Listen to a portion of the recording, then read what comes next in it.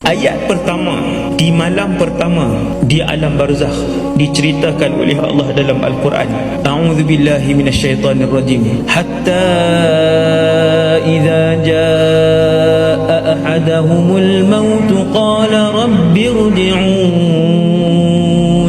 Ayat pertama untuk orang-orang yang mati dalam keadaan tidak bersedia, apabila sahaja mereka diheret ke lubang-lubang neraka di alam barzakh. Ayat pertama ketika itu ialah rabbirji'un, ya Allah, bagilah peluang kami nak balik ke bumi. Ya Allah, boleh tak beri sedikit masa saja untuk kami kembali di atas muka bumi ni, ya Allah. Untuk apa kamu nak kembali di atas muka bumi? Untuk melihat anak-anak kamu? Untuk melihat isteri kamu? Tidak. La'alli a'malu salihan fima tarakt. Ya Allah, nak buat amal soleh sebab hari itu tak sempat buat.